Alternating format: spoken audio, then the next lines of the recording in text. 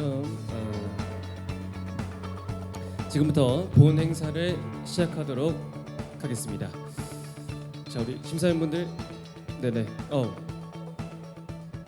시작하겠습니다. 네, 좋습니다. 자, 안녕하십니까. 이번 2020 크리에이티브 브릿지 온라인 페스티벌 진행을 맡게 된 저는 현재 유튜브 서빈에 운영 중인 MC 서입니다. 반갑습니다. 자, 먼저 첫 행사의 사회를 맡게 되어서 너무나도 영광스러운데요. 저도 성균관대학교 졸업생으로서 이렇게 성균관대가 주관하는 행사를 하게 되어 굉장히 감회가 새롭습니다. 앞으로 잘 부탁드리겠습니다. 자, 그럼 지금부터 지난 9월부터 치열하게 달려온 이번 행사의 마무리 본선 심사 및 시상을 진행하도록 하겠습니다. 여기 계신 모두가 알고 계시겠지만 이번 2020 크리에이티브 브릿지 온라인 페스티벌의 처음 시작은 대학로 거리의 새로운 문화 콘텐츠를 활성화시켜보고자 시작이 되었다고 합니다. 아이디어만 있다면 누구나 도전 가능한 콘텐츠 오디션, 융합 문화 콘텐츠 창작의 진입 장벽을 낮추고 다양한 배경의 학생들이 어우러지며 나오는 새로운 콘텐츠 창작물 발굴 오디션. 저희가 본격적인 행사 시작에 앞서서 우리 문화예술미디어 융합원 송승호 원장님의 영상 먼저 함께 보시겠습니다. 돌릴게요.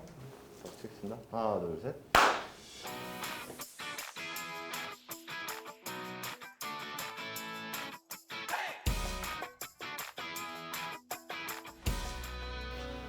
네, 이번에 크리에이티브 브릿지 페스티벌은 다양한 콘텐츠를 페스티벌에 내놓고 함께 공유하고 또 함께 즐기기도 하는 그런 페스티벌입니다. 요즘은 이제 콘텐츠가 굉장히 다양해졌죠. 특히 융합적인 콘텐츠, 뭐 장르 융합이 될 수도 있고 또 테크와 아트의 결합이 융합이 될 수도 있고요. 어쨌든 이렇게 서로 다른 전공을 가진 또 서로 다른 전문 분야의 사람들이 함께 작업하면서 새로운 콘텐츠를 만들어내고, 그래서 과거와는 다른 새로운 장르의 콘텐츠가 이 페스티벌을 통해서 탄생하고 또 서로 다른 분야의 사람들이 함께 협업할 수 있는 그런 기회가 되기를 바라는 그런 축제입니다. 네, 뭐 융합이라는 것이 서로 다른 것들이 함께 조화롭게 섞여서 새로운 것을 만들어내는 거죠. 특히 요즘은 이제 아트와 테크의 융합이 아주 활발하게 이루어지고 있습니다. 이미 오래 전부터 뭐 새로운 기술 또 그런 것들이 아트의 콘텐츠와 결합한 예가 많이 있습니다만 요즘은 특히 그 기술의 발전이 굉장히 빨라졌죠. 그리고 또 새로운 신기술들이 나오고 있고요. 그런 기술이 아트와 융합해서 얼마나 더 관객들에게 새로운 경험을 하게 하고 새로운 감동을 주게 하느냐, 그런 것들을 위해서 융합을 하는 거겠죠. 요즘은 뭐 그 기술의 발전, 특히 영상 쪽의 기술의 발전이 굉장히 뛰어납니다. 특히 우리나라는 그 방면에서 아주 훌륭하고요. 그래서 그런 영상의 기술 또 그 외에도 IT 기술, 뭐 드론도 있을 수 있고요. 로봇이 있을 수도 있고요. 그런 기술들이 예술과 어떻게 융합해서 새로운 콘텐츠를 만들어낼 수 있는가. 여기에 많은 아이디어가 필요하고 또 많은 분들이 함께 협업하는 그 과정이 필요하고 여기에서 바로 융합이 이루어질 수 있다고 생각합니다. 네, 평창 동계올림픽 개폐막식에서는 한국의 문화와 역사를 아주 짧은 시간에 임팩트 있게 전 세계 시청자들에게 텔레비전을 통해서 보여주는 것이 참 중요했죠.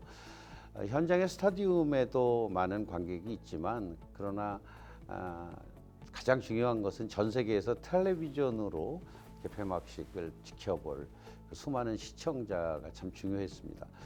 그래서 저희는 특히 한국이 IT 기술이 발전한 나라고 그런 IT 기술의 발전과 한국의 예술을 어떻게 결합해서 올림픽 개폐식을 통해 보여줄 것인가에 대해 많은 노력을 했습니다. 우선은 그 협업이 참 중요했어요.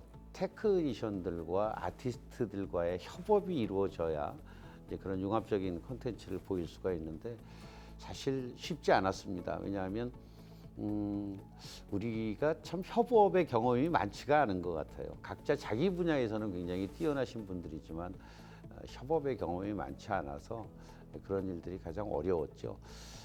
제가 총감독으로서 할 일은 그 서로 개성이 강한 아티스트나 테크니션들과 함께 많은 시간 회의를 하고 또 서로의 의견을 나누면서 점점 접점을 찾아가는 일이었어요. 그래서 오랜 회의 끝에 테크 쪽에 계신 분들도 아티스트의 뜻을 이해하게 되고 또 아티스트들도 테크가 갖고 있는 장단점을 이해하게 되고 이제 그러면서 본격적으로 하나씩 작업이 이루어질 수 있었죠. 그래서 융합의 첫 단계는 우선 협업이라고 생각해요. 서로 다른 분야의 사람들이 서로를 이해하고 그리고 마음을 트고 그런 과정이 있어야 이제 융합이 이루어진다는 것을 평창올림픽 개폐식을 통해서도 많이 느꼈습니다. 네, 이번 크리에이티브 브릿지 페스티벌은 사실 처음에는 대학로에서 오프라인 공간에서 많은 사람들이 직접 얼굴을 맞대고 서로 의견을 나누고 그리고 각자가 만든 콘텐츠를 서로 공유하고 이렇게 기획이 됐었는데 여러분 잘 아시다시피 이 코로나19 때문에 이렇게 온라인으로 올해는 첫 해를 맞이하게 됐습니다. 뭐 코로나가 참 심각하긴 하지만 그래도 유행병이니까 언젠간 끝나겠죠. 내년쯤에는 온라인뿐만 아니라 오프라인에서도 이 축제가 이루어지길 바랍니다. 그래서 제가 융합에서 가장 중요한 것이 협업이라고 얘기한 것은 결국 사람과 사람의 만남이 참 중요한 거거든요. 내년쯤에는 코로나19가 종식되고 대학로에서 많은 테크니션들 또 크리에이터들 이 젊은이들이 함께 만나서 서로 생각을 공유하고 그리고 또 서로의 작품에 대해 함께 얘기하고 그렇게 만남과 만남이 이루어지는 그런 축제가 되기를 바라는 마음입니다. 네, 요번 저희 페스티벌에 많은 젊은이들이 새로운 콘텐츠로 공모에 응해 주셨죠. 우선 감사드리고요. 새로운 콘텐츠를 만든다는 것이 정말 쉽지 않죠. 그러나 서로 다른 것이 섞이면서 뜻밖의 새로운 것들이 많이 만들어지고요. 그 과정에는 역시 많은 실패와 실수가 있을 거라고 생각합니다. 그러나 그런 많은 실패와 실수가 있어야 또 좋은 콘텐츠가 나올 수 있는 거죠. 여러분은 젊잖아요. 그러니까 실수나 실패를 두려워하지 마시고 다양한 도전, 다양한 융합을 시도해 보시고 그 결과 앞으로 몇 년 후가 될지는 모르지만 이 세상에 없는 새로운 콘텐츠를 여러분이 만들어낼 수 있으시라고 생각합니다. 크리에이티브 브릿지에 여러분 공모하실 때 절대로 실수나 실패를 두려워하지 마시고 여러분의 뜻대로 여러분의 상상력을 마음껏 발휘해 주시기를 바랍니다. 네, 송승환 원장님의 영상 잘 봤습니다. 자, 그럼 지금부터 본선 심사 방식에 대해서 간단히 말씀드리겠습니다.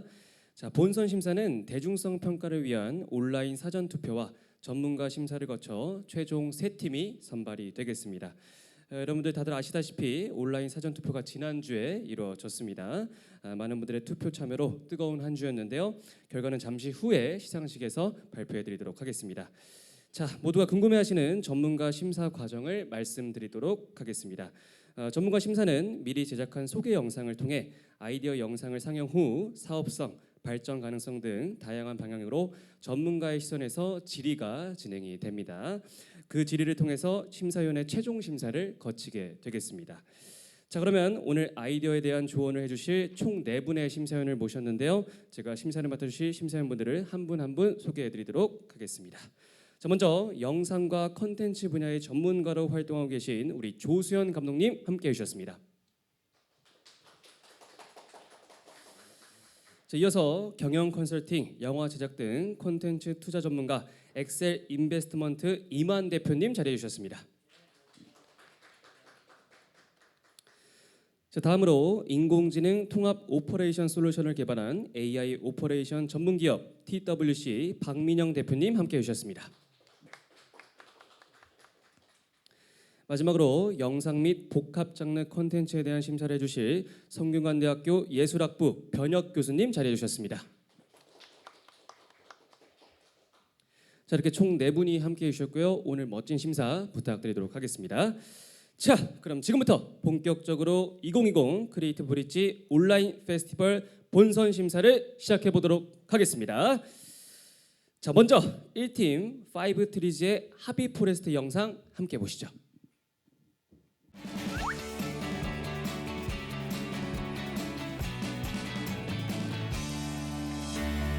안녕하세요. 취미에 어떤 제약도 없는 세상을 꿈꾸는 5트리즈 팀입니다. 저희는 각자 글로벌 경영학과, 행정학과, 러시아 문학과, 유학 동양학과를 전공하고 있습니다. 이렇게 서로 다른 색깔의 저희는 코로나19 시대를 맞아서 화상 모임으로 관심사를 나누곤 했는데요. 이 경험은 화상 기반 무료 랜선 취미 공유 소모임인 하비포레스트를 기획하는 계기가 되었습니다. 현재 국내 취미업계는 클래스형 취미의 성장세 속에 코로나19의 영향을 정면으로 맞고 있습니다. 이 때문에 사람들이 전자기기를 이용한 취미생활에 더 많은 시간과 돈을 투자하고 있는데요. 이렇게 급변하는 세상 속에서도 저희와 같은 20대들은 유료 취미생활 비용에 대한 부담이 있다는 점이 변함없었습니다. 그래서 떠올렸습니다. 코로나, 포스트 코로나 시대에 전자기기를 활용해 20대에게 시공간적 제약 없이 취미를 공유하고 공감할 수 있는 무료 랜선 취미 공유 소모임을 만들어주는 것은 어떨까? 그렇게 만들어진 하비포레스트는 취미 모임 네트워크를 뜻하는 하비포레스트, 즉 취미의 숲이라는 뜻과 취미 활동을 통한 휴식이라는 하비 for rest 두 가지 의미가 결합되어 만들어졌습니다. 저희 하비포레스트는 유노멀 시대에 다양한 취미를 가진 사람들이 한데 모일 수 있는 플랫폼으로서 유저들에게 화상 미팅 서비스를 통해 취미를 즐길 수 있을 뿐만 아니라 온라인으로 친목을 쌓을 수 있는 새로운 경험을 제공할 것입니다. 가상 앱 화면을 통해 저희의 플랫폼을 구현해 보았는데요. 먼저 게시판과 화상 모임 페이지를 통해 참여자들은 취미에 대한 이야기들을 언제든지 쉽게 공유할 수 있습니다. 화상 모임에 참여하고 즐기고 싶은 취미에 대해 새로운 화상 모임을 주관할 수도 있습니다. 취미 나무들을 모으며 나만의 취미 숲을 만들고 취미를 즐기는 데 필요한 물품들도 플랫폼 내 스토어에서 한 번에 해결할 수 있다는 것이 저희 하비포레스트의 장점입니다. 저희는 하비포레스트가 제공하는 서비스에 대한 실현 가능성과 타깃층의 반응이 궁금해졌습니다. 이를 확인하기 위해 시범 운영 버전을 만들어 사전 프로젝트를 진행해 보았는데요. SNS 계정을 개설하고 홍보 및 참여 신청을 받은 후에 취미별로 오픈 채팅방을 만들고 주기적으로 화상 모임을 진행하였습니다. 그 결과 사전 프로젝트였음에도 불구하고 많은 고객층이 저희에게 관심을 보이고 실제로 활발하게 화상 모임에 참여하는 것을 볼 수 있었습니다. 사실 처음 만난 사람들끼리 모여서 너무 어색하지 않을까 걱정을 했었는데 저희가 매주 대화 주제를 설정해서 큰 어색함 없이 화상 모임을 진행할 수 있었습니다. 하비포레스트의 최대 강점은 언택트 시대에 적합한 온라인 화상 모임이라는 것입니다. 시공간적 제약 없이 모임에 참여하고자 하는 마음만 있다면 누구나 쉽게 참여할 수 있습니다.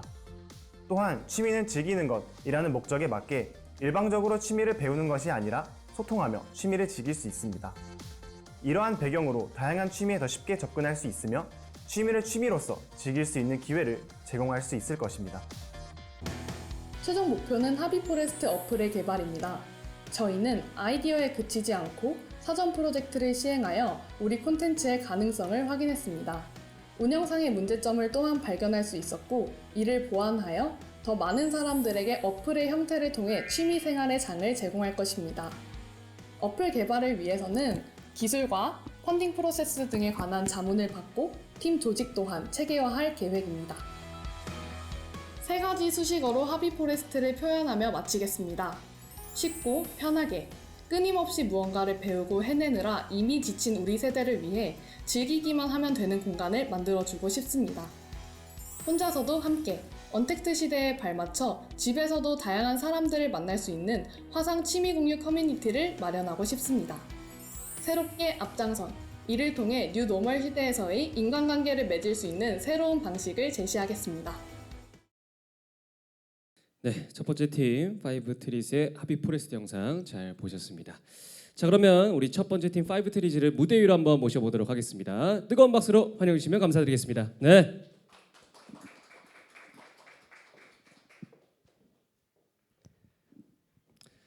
네, 간단하게 소개 한번 부탁드리겠습니다. 안녕하십니까. 저희는 5트리즈 팀입니다. 끝났어요. 짧고 간결한 팀 소개였습니다. 자, 그럼 지금부터 자유롭게 우리 심사위원분들의 질의를 받아보도록 하겠습니다. 네, 질문 드리겠습니다. 결국 이제 사람과 사람이 만나는데 이 직접 만나느냐 또 이런 동영상이나 다른 미디어를 통해서 만나느냐의 문제긴 하지만 어쨌든 취미 활동이라고 같이 한다는 것은 결국은 오프라인에서도 진행되면 효과가 더 클 수 있다고 생각하는데요. 궁극적으로 온라인만을 갈 건지 오프라인으로 간다면 예를 들어서 그런 취미 모임을 콜라보레이트하는 여러 뭐 경쟁사랄까 협력사들이 존재하자. 프리비라든지 엑스크루라든지 여러 있는데 그런 회사들하고의 향후 뭐 조인트에서 공동 사업을 펼쳐나갈 그런 방향성은 없는지 궁금합니다. 네, 저희가 생각했을 때 가장 큰 가능성 중에 하나가 타린과 같은 현재 취미업계에서 가장 잘 나가고 있는 기업들과 콜라보를 할 수 있다는 점이었는데요. 네. 저희가 취미를 공유할 수는 있지만 취미를 일방적으로 배우거나 어려운 취미를 배울 수 있는 그런 기회는 없기 때문에 네. 타링에서 배워온 취미를 저희 하비포레스트에서 공유할 수도 있지 않을까 생각했습니다. 네. 추가적으로 더하여서 저희가 온라인으로 네트워킹을 하는 거다 보니까 네. 실제로 고객층 분들이 활동을 하셨을 때 오프라인 활동이 없냐고 많이 물어보셨습니다. 그래서 글을 통해서 그런 분들이 희망하는 분들을 모아서 원데이 클래스 업체들과 협업을 하여서 그 원데이 클래스에서 회원들이 만날 수 있도록 해보는 아이디어에 대해서도 구상하였습니다. 네, 알겠습니다. 감사합니다. 발표자는 개인적으로 어떤 취미가 있으신가요? 저는 요리입니다. 요리라고 하는 취미가 네.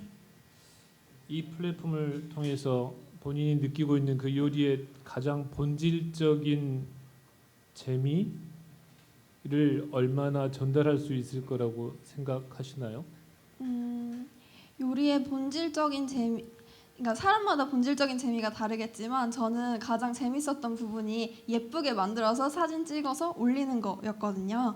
그리고 이 레시피를 저는 저희 어머니한테 배워서 했던 것이 재밌었기 때문에 이 하비포레스트를 통해서 공유했을 때 그 사진을 공유하고 그 레시피를 공유했을 때 그 가장 큰 재미를 느꼈습니다. 오프라인 이야기가 자꾸 나오고 있는 이유는 아마도 합의라고 지금 규정한 것들의 본질적인 재미가 온라인적이지 않기 때문인 것 같아요.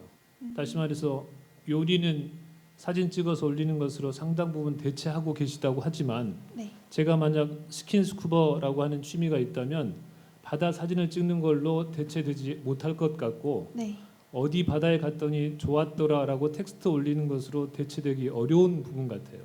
그래서 이 하비포레스트가 갖고 있는 가장 본질적으로 취미라고 하는 것을 이 플랫폼이 취미의 본질을 얼마나 소화할 수 있는가를 생각했을 때 대단히 제한적인 정보 전달에 그치는 것이라는 생각이 들어서 그렇다고 하면 그냥 기존의 구글 미트가 됐던 어떤 플랫폼을 제공하는 것 이상으로 합의이기 때문에 더 특화된 어떤 것이 무엇인가를 질문할 수밖에 없는 것 같아요. 네. 물론 스킨스쿠버나 뭐 골프처럼 운동 같은 것들은 오프라인으로 진행하는 취미가 맞지만 또 다른 취미들을 보시면 예를 들어서 요즘 코로나로 인해서 더 유행하고 있는 게임을 함께 한다던가 아니면은 게임 경기를 같이 관람을 한다던가 그리고 야구 경기도 실제 경기장에서 볼 수 없기 때문에 TV로 많이 보고 있는데 그런 것들은 많은 20대 분들이 디스코드라는 화상 미팅 서비스를 이용해서 동시에 화면을 보면서 대화를 나누는 식으로 취미 공유를 하고 있습니다. 저희는 그런 점에서 차감을 해서 영화를 본다고 하더라도 같이 영화를 틀어놓고 그에 대한 얘기를 나눌 수 있도록 그리고 뭐 게임을 한다고 하더라도 그 프로 게이머들의 행동에 대해서 서로 얘기를 나눌 수 있도록 그런 식으로 하자는 취지에서 시작이 되었고요. 그리고 실제로 정말 액티브하게 무언가를 만들거나 행동을 통해서 해야 되는 취미 같은 경우에는 추후에 어떻게 저희 플랫폼에 들어올 수 있을지에 대해서 더 고민해볼 생각입니다. 네, 저희가 시간이 다 돼서요. 네, 질의는 여기까지 받도록 하고 마지막으로 하고 싶은 말씀 있으시면 네 하시죠. 마지막으로 하고 싶은 말이 생각이 안 날 것 같아서 적어왔는데요. 화상 모임과 SNS는 코로나 시대가 증명해준 가까운 미래에 가장 중요하게 쓰일 기술입니다. 청년들에게 가장 익숙하고 필요한 이 기술을 코로나 블루, 번아웃 증후군에 지친 그들에게 힐링을 주는 기술로 활용하고 싶습니다. 취미에 제약이 없는 그날까지 최선을 다하겠습니다. 감사합니다.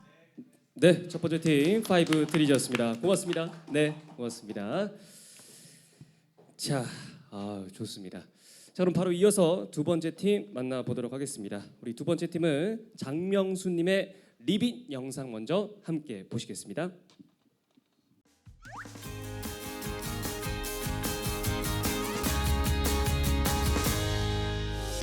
안녕하세요. 저는 리빗이라는 출품작으로 지원한 장명수입니다. 저는 평소에 새로운 제품이나 서비스에 대해 별의별 생각을 많이 하는 편입니다. 그중 대부분은 추상적으로 지나가는 아이디어만 갖고 있었는데 저희 학교 교수님께서 크리에이티브 브릿지 온라인 페스티벌을 추천해 주셨습니다. 항상 머릿속에만 떠다니던 아이디어들을 구체화할 수 있는 좋은 기회라고 생각해서 참여하게 되었습니다. 요즘 누구나 SNS를 사용하잖아요. 저도 SNS는 굉장히 많이 이용하는데 내성적이다 보니까 SNS상에 뭔가 올리기에는 누군가 쉽게 제 SNS에 접근할 수 있다는 점이 부담스럽더라고요. 그래서 인터넷으로 모두가 연결된 세상이지만 내 SNS에 대한 접근에 물리적인 거리를 두면 어떨까라는 생각에서 새로운 형식의 SNS를 생각해 보았습니다. 그리고 제가 자주 가는 카페에는 포스트잇에 사람들이 자기 기분 상태나 내가 여기에 누가 왔다 갔다 등의 메시지를 써서 벽에 붙여놨더라고요.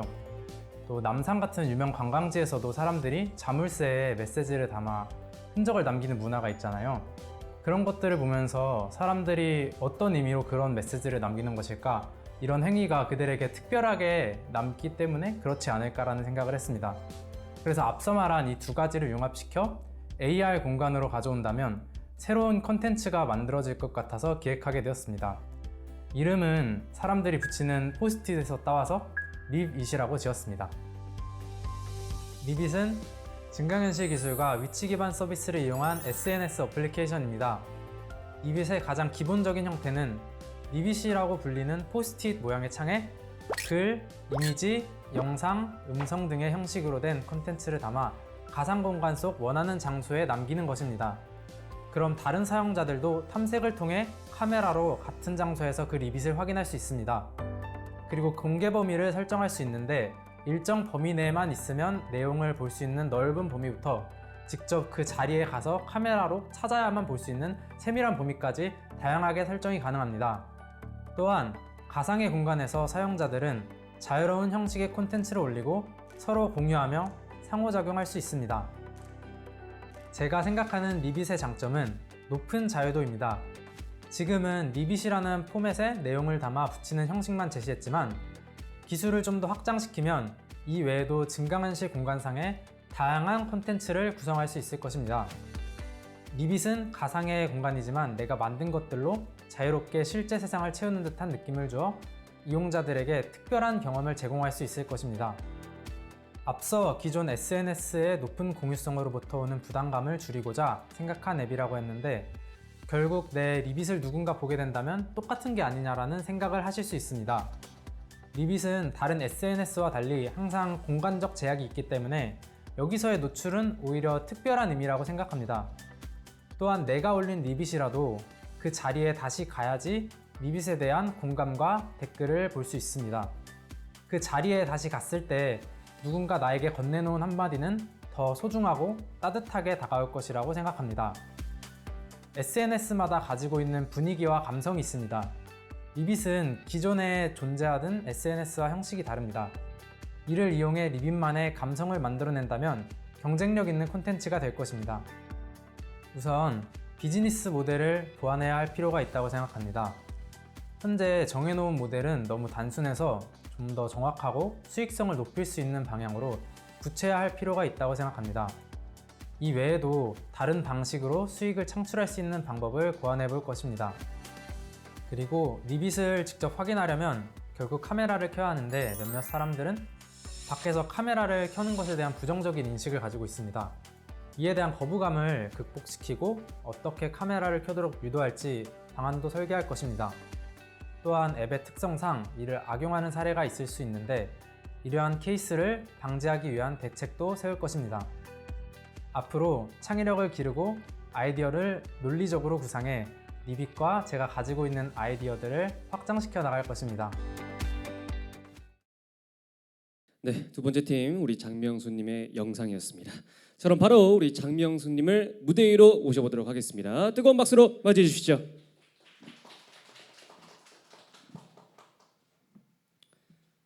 소개 한번 해주세요. 네, 안녕하세요. 저는 리빗이라는 출품작으로 지원한 경희대학교에서 온 장명수라고 합니다. 자, 그럼 지금부터 심사위원들의 자유로운 질의 시작하도록 하겠습니다. 네, 박민영 대표님. 저기 범용 서비스를 만들어야 되는데요. 범용 서비스. 그러니까 평상시에도 그러니까 내가 어떤 장소에다가 그러니까 뭐라 그러죠? 리빗을 하는 거 이외에 제가 그러면 평상시에는 그거를 매일 볼 만한 이유는 어떤 걸 만들 수가 있을까요? 그러니까 트래픽을 많이 만들어야 되니까. 리빗은 사실 매번 그 앱을 키기에는 뭐 어디서나 제 리빗에 대한 뭐 리플이나 댓글을 달 수 없기 때문에 그 앱을 많이 켜게 하는 거에 대해서 되게 한계가 있다고 생각합니다. 그래서 저도 그 방법을 해결하기 위해서 바탕화면에 위젯 형식으로 만약에 그거를 놓는다면 굳이 앱을 켜지 않아도 툴을 얘기하는 게 아니고요. 그러니까 제가 소비자예요. 소비자가 제가 찍었어. 그리고 뭘 만들었어. 그리고 거기다 올려놨어. 그 다음에 제가 매일 거기를 들어가서 옛날을 추억하고, 그 다음에 또는 뭐 예를 들어서 내가 올린 것에 대해서 더 알리고 싶고, 뭐 아니면 또 뭐 저기 많이 이제 나르고 이런 것들이 수시로 계속 이루어져야만 범용 서비스가 가능하잖아요.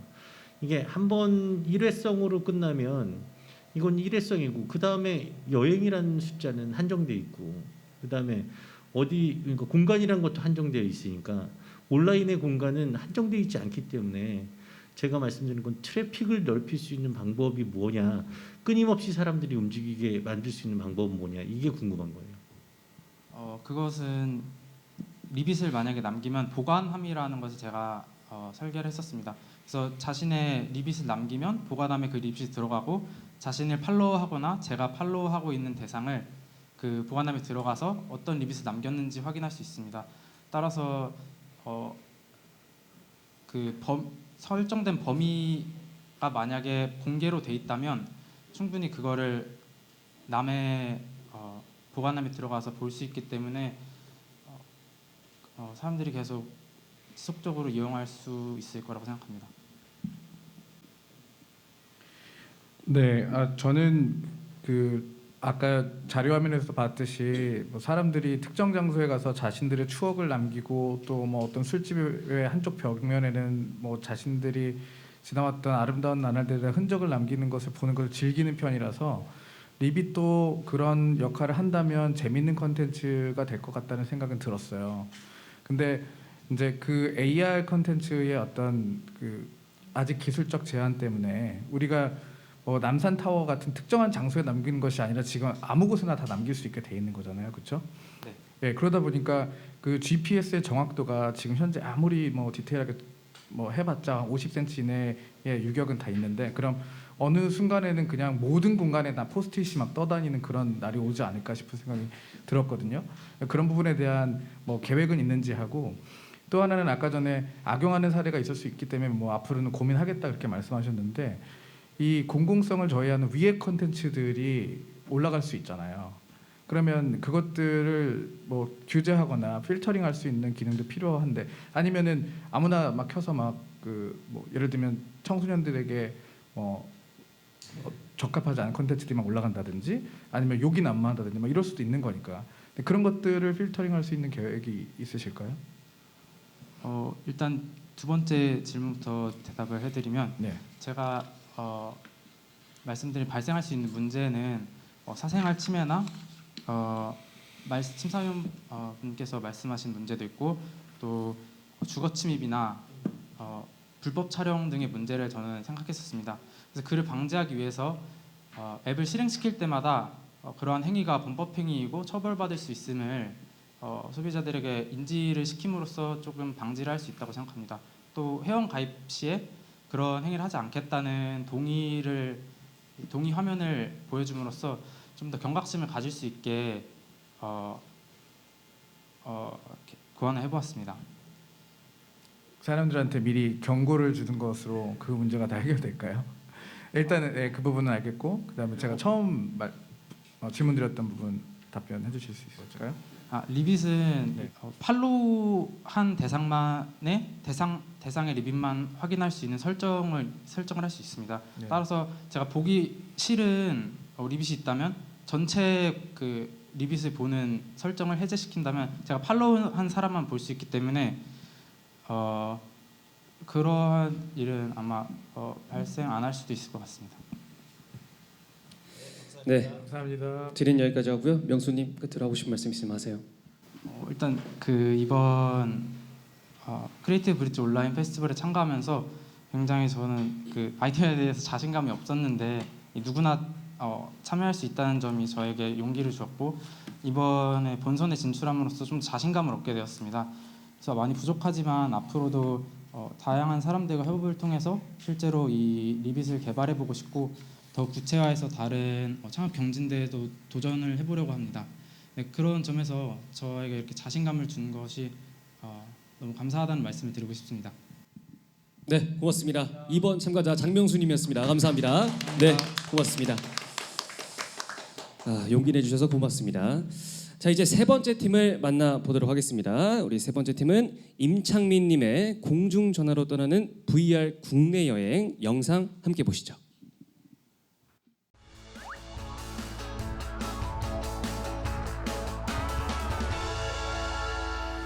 안녕하세요. 크리에이티브 브릿지 온라인 페스티벌 공모전에 참가하게 된 26살 대학생 임창민이라고 합니다. 저는 매 월마다 관심 있는 공모전을 찾고 참가를 하는 편인데 이번 9월 달에는 크리에이티브 브릿지 온라인 페스티벌 공고가 매우 흥미있다고 생각해서 지원하게 됐습니다.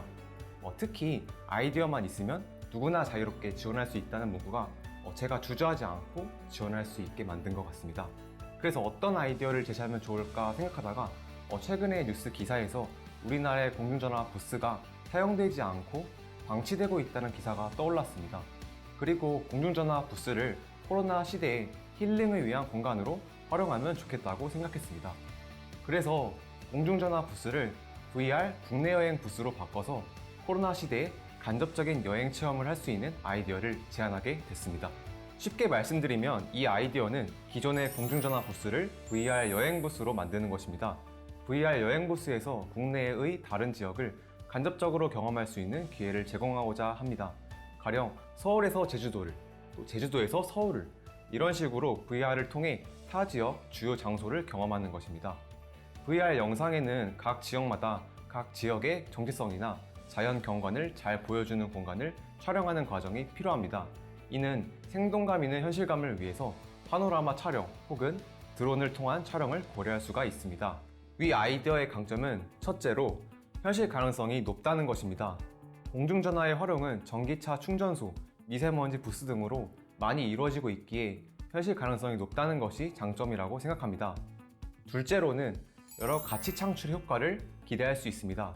코로나 시대에 여행에 대한 필요, 힐링에 대한 필요는 말하지 않아도 모두가 느끼고 경험하고 있습니다. 이 상황에서 쉽게 대립 만족을 느끼고 힐링할 수 있는 공간을 만들어주면 또 하나의 문화 공간으로서 지친 현대인들에게 힘을 줄 수 있다고 생각합니다. 이를 위해 계륵이 된 공중전화 부스를 활용한다면 전체적으로 방치되고 있는 공중전화로 인한 막대한 경제적 손실을 경제적 효과로 전환할 수 있는 일석이조의 효과도 기대할 수 있을 것입니다. 물론 VR 여행 부스는 단기적으로는 비용이 많이 들 수는 있습니다. 하지만 장기적으로는 오히려 공유경제 활성화와 지역 재생의 측면에서 경제적으로 큰 효과를 미칠 수 있다고 생각하고 미래지향적인 아이디어라는 점에서 꼭 필요하고 차별화된다고 생각합니다. 다만 보완할 점은 공중전화 부스를 단순히 조금 고치는 수준이 아니라 상당 부분 개조를 해야 한다는 것이 되겠습니다. 또한 구체적으로 어디를 어떻게 촬영할 것인지에 대해서 추가적인 분석과 논의가 필요할 것입니다. 위 아이디어를 위한 향후 계획을 정리해 보았는데요. 우선적으로 활용이 필요한 공중전화 부스의 위치를 어느 정도 파악하는 것이 필요합니다. 이를 위한 기준은 생활에 지친 현대인들이 한국의 다른 공간을 쉽게 간접적으로 경험해보기 위한 것이 목적이기에 접근성이 기본적으로는 좋아야 하고 또한 적절한 인구 유동성이 고려되어야 한다고 생각합니다. 그리고 본격적으로 활용할 공중전화 부스를 개조하는 과정, VR 영상에 담을 공간 촬영, 마지막으로는 서비스를 편리하게 이용하기 위한 앱 서비스를 병행하는 것으로 마무리됩니다. 이를 통해서 더욱 편리하고 안정적인 서비스 구축을 목표로 하고 있습니다. 이상 제 아이디어와 제 소개였습니다. 감사합니다. 네, 세 번째 참가자 우리 임창민님의 영상이었습니다. 자, 그러면 우리 창민님을 무대 위로 한번 모셔보도록 하겠습니다. 네, 이쪽으로 나오셔도 되는데 좁은 길로 예, 박수로 맞이해 주시죠. 네, 소개 한번 부탁드리겠습니다. 예, 안녕하세요. 저는 크리에이티브 브릿지 온라인 페스티벌에 참가한 26살 임창민이라고 합니다. 안녕하세요. 네, 반갑습니다. 자, 심사위원분들 자유롭게. 네. 모든 핸드폰을 통해서 요새 핸드폰을 사기만 해도 VR을 볼 수 있는 기기들을 보급하고 있고 그걸 집에 앉아서 소파에 앉아서 핸드폰만 있어도 다 볼 수 있는 상황인데 굳이 밖에 나가서 공중전화 부스에 가서 또는 아까 그 공중전화 부스가 낭비되고 있다고 하지만 그 공중전화 부스에다가 또 다른 설치를 하는데 들어가는 비용은 훨씬 더 많을 거거든요. 그러면 그러니까 실적으로 제가 아까도 말씀드렸지만 모든 아이디어에는 범용 서비스가 가능하냐 아니냐인데 그걸 굳이 거기 가서 그러니까 사람들이 그걸 봐야 하느냐 소파에서 볼 수 있는 것들을 왜 그래야만 하느냐라는 고민에 대해서 궁금해서 문의드리는 거예요. 네, 그래서 저는 일단은 VR 활용 자체가 되게 많이 있다고 생각하긴 하는데 일단 저희가 집 안에서 이렇게 완전히 사생활의 범위 안에서 감상할 수 있는 정도의 보급은 아직 안 됐다고 생각해서 좀 더 인구의 유동성이 많고 보다 접근성이 좋은 공중전화에 좀 활용을 한다면 사람들이 더 쉽게 접근할 수 있지 않을까 생각해서 구지가 될 수도 있지만 어떻게 보면 꼭 필요한 공중전화 부스 활용이 될 수 있을 거라고 생각했습니다. 네, 알겠습니다. 감사합니다. 네, 저는 두 가지 질문을 먼저 드리고 그거에 대한 답을 들은 다음에 제 말씀을 좀 이어갈게요. 그 임창민님께서는 여행을 좋아하십니까? 예, 여행 좋아하는 편입니다. 여행이 본인의 취미세요? 취미까지는 아닌데 네. 제가 꼭 필요할 때 꼭 하고 싶은 거 1순위가 항상 여행인 것 같습니다. 네, 그 여행을 통해서 본인이 얻는 힐링은 어떤 종류의 것들이죠? 여행은 일단 다른 공간에 있다는 것만으로도 네네. 일상에서 경험하지 못한 생각들을 할 수 있고 마음을 정리할 수 있다는 점에서 좋은 강점이 있는 것 같습니다. 네, 그 또 한 가지 질문 드릴게요. 혹시 VR 게임을 하거나 VR 컨텐츠를 체험하신 적이 있으시죠? 예, 있습니다. 네, 그 VR 컨텐츠는 그 원래 좋아하시던 그 여행에서 주는 힐링을 주던가요? 제가 체험했던 VR 게임 자체는 이제 보다 게임적인 요소가 강해서 네네. 그 체험하고 힐링한다는 느낌보다는 되게 역동적이고 진짜 실감나게 게임한다는 느낌이 더 들었던 것 같습니다. 네, 제가 여쭤보는 이유는 제가 개인적으로 생각하기에 여행이 주는 힐링은 그것을 보는 거에 그치지 않고 내가 새로운 공간에 있다는 것, 그다음에 거기 가서 맞는 새로운 공기, 거기서만 느낄 수 있는 정취와 냄새, 그리고 거기서만 먹을 수 있는 음식, 뭐 이런 것들이 다 여행의 복합적인 측면이라고 생각하거든요. 근데 지금 임창민님께서 제안하시는 거는 제가 아주 좁은 공중전화 박스 안에 들어가서 제주도의 바다를 본다. 예, 본다에 그치는 것 같거든요. 그 보는 것만으로 이게 여행을 대체할 수 있는지에 대한 제가 의문이 들고요. 또 하나는 그 VR이 원래 기술 자체로도 지금 자유도 문제가 있죠. 그래서 이게 진짜를 대체할 수 없는 수준이고요, 현재. 거기다가 창민님께서는 그걸 좁은 공중전화 박스 안에 넣었기 때문에 물리적으로도 자유도가 떨어지는 상황인데, 그러면 제가 거의 그냥 고정된 뷰에서 고개를 돌려보는 수준으로의 경험을 통해서 오히려 제주도에 진짜 갔으면 제주도를 사랑하게 될 뻔한 사람이 제주도에 대한 실망을 하게 될 것 같다는 생각 안 해보셨어요? 첫 번째 질문부터 말씀드리면 일단 시각적인 요소가 지배적이긴 하지만 네. 그 제가 생각하는 아이디어에서는 일단 청각적인 요소까지 고려해서 그 지역 공간에 소리를 담고 그런 것까지 생각을 했기 때문에 일반적으로 저희가 그냥 온라인에서 동영상 보는 것과는 훨씬 다른 차별적인 경험을 제공할 수 있다고 생각했고, 그리고 일단 지금 코로나 시대 여행에 대한 필요는 있지만 가지 못하는 상황이잖아요. 그리고 이게 되게 장기적으로 내년에도 끝나지 않을 것으로 전망되고 있고, 그런데 이 상황 속에서 그 공간을 한정적인 공간에서 봄으로 통해서 오히려 반감이 생기거나 오히려 매력도가 떨어진다기보다는 그 공간을 체험하면서 실제 이 공간에도 한번 가보고 싶다, 이렇게 추가적인 추후 방문 효과를 기대할 수 있다고 생각했습니다. 알겠습니다. 자, 마지막으로 하고 싶은 말씀 있으시면 네, 부탁드리겠습니다. 제가 이 아이디어를 제안하고 이제 친구들이나 지인한테 말했을 때 꼭 실현됐으면 좋겠다라고 모두가 진심으로 말해줘서 저도 꼭 이 아이디어가 실현이 됐으면 좋겠습니다. 감사합니다. 네, 고맙습니다. 임창민님이었습니다. 감사합니다. 자, 이어서 바로 네 번째 팀 가가의 한글 박물관 속 VR 방언 체험관 영상 함께 보시죠.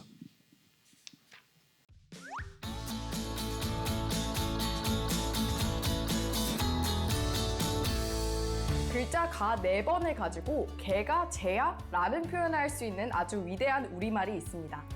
안녕하세요. 가가 팀의 정수인입니다. 수도권 중심인 우리나라에선 방언, 즉 사투리를 사용한다는 것 자체만으로 위축이 되는 경우가 참 많은데요. 부산 출신인 전 이런 점이 너무 아쉬웠습니다. 그 뒤로 본가 근처 작은 역사박물관을 방문했는데 거기서 VR 체험관을 봤어요. 임진왜란 당시 장군이 돼서 일본군을 활로 쏘는 그런 게임이었는데요. 재밌고 몰입도 잘 되고 역사적인 의미도 있어서 참 좋았는데 여전히 박물관에 사람이 적은 게 너무 아쉬웠죠. 저는 제가 아쉬워했던 지역어 소외, 그리고 박물관의 소외에 비슷하다 이런 느낌을 느꼈고, 이 둘을 모두 존중하는 사회를 만들기 위한 방안으로 VR 방언 체험관을 기획하게 됐습니다. 저는 사실 제 기획에 확신이 부족했어요. 다수에게 희소한 방언, 박물관, 그리고 VR이 사실 저한테 용기를 주긴 좀 어려웠죠. 하지만 세상에 뛰어들어 봐야지 제 기획에 대해 확신할 수 있다고 생각해 이 융합 콘텐츠 제작에 자신감을 불어넣어주는 크리에이티브 브릿지 온라인 페스티벌에 지원하게 됐습니다.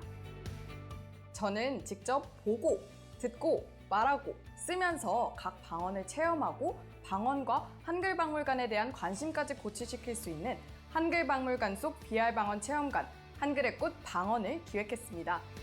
이번 기획에서 방언의 어휘 사용, 억양, 인식, 이해라는 4가지 의미를 꺼내주려 했고요. 전체 흐름은 이 4가지를 배워가면서 그 과정 속에서 빛나는 나비 3마리를 찾고 그 나비들이 한글의 꽃을 빛나게 한다입니다. 천지백갈이란 사투리가 표준어로 뭘까? 억양의 차이를 좀 더 직관적으로 알 수 있는 방법은 없을까? 지역 문화 간 갈등은 정확히 어떤 느낌일까에 대한 의문을 모두 해소시킬 수 있는 콘텐츠입니다. 우선 차별점은 이 기획이 희소한 것들을 다 뭉쳐서 되려 융합적인 기회를 준다는 점입니다. VR 방언 체험관은 소외받았던 방언, 박물관, VR이 합쳐져 방언과 지역 문화를 이해하고 존중하게 하고 사람들에게 박물관이 보편적으로 느껴지게끔 할 수 있는 기회를 줄 것입니다. 또한 꽃이라는 상징 매체도 차별점이라고 볼 수 있는데요. 실제 한글박물관 전시 마지막에 한글은 꽃이다란 벽이 VR 방언 체험관과 연결이 된다는 통일성, 그리고 체험 끝에도 같은 벽을 다뤄 수미상관 구조를 갖고 곽꽃, 라넌큘러스, 난초, 네이꽃순의 꽃말들로 표현되는 지역인식의 성장이란 의미 모두가 강점이라고 볼 수 있습니다. 한국방언학회 교수님들과 방언 구성을 논의하고 또 해당 방언 지역 주민들을 대상으로 함께 제작을 하면서 연기하는 방언이 아닌 자연스러운 방언의 내용에 첨부해 국립박물관의 위엄을 지키면서도 이용자들에게 가깝게 다가갈 수 있게 제작하려 합니다. 저 역시도 가상현실 기기만으론 이용자의 세세한 몰입이 어려울 거라고 생각했는데요. 기본적인 HMD나 모션 캡처 장비 말고도 틸트 브러쉬, 액티베이터, 음성인식 등을 활용해서 사람들이 이 컨텐츠를 접할 때만큼은 정말 푹 빠질 수 있게끔 신경 써 기획했습니다. 야, 경상도 사투리를 누가 그래 하노? 이런 식으로 특색이 살게 방언을 쏙쏙 가르쳐주는 재밌는 영상을 제작해 유통하면 아주 이색적일 거란 생각이 들었고요. 또 서울 코엑스나 부산 백스코 같은 종합 전시장들의 체험 부스도 설치해보며 홍보하고자 합니다. 저는 앞으로 제 기획에 미흡한 부분들을 피드백 받고 보완해 나가서 부산을 넘어 전라도, 충청도 등 시리즈별로 방언 체험관을 제작해 실제로 국립한글박물관의 전시의 뜻을 전하고 싶습니다. 또 여러 지역에서 체험 부스를 설립하고 가능하다면 다양한 지역의 방언 박물관 전시와 콜라보를 해서 함께 종합 BR 방언 체험관을 운영해보고 싶어요. 그냥 저는 그런 날을 꿈꿔요. 야, 어디 놀러 갈래? 하면 한글박물관이나 놀러 갈래? 재밌는 거 있다던데. 혹은 사투리 조금 고치셨으면 좋겠어요 할 때 죄송한데 사투리는 고치는 게 아니라 서로 존중해줘야 하는 거라고 생각합니다. 라고 당당하게 말하게 되는 나날이요. 이를 위해서 저는 앞으로도 제가 알리고 싶은 목소리를 전달하는 방안들에 대해서 깊이 고민해 나가는 사람이 되겠습니다. 이상 가가 팀의 정수인이었습니다. 감사합니다. 네, 제가 사투리를 못해서 설명을 잘 못했네요. 가가였군요. 아, 좋습니다. 자, 그러면 네 번째 팀 가가 팀 큰 박수로 맞이해 주시죠. 네.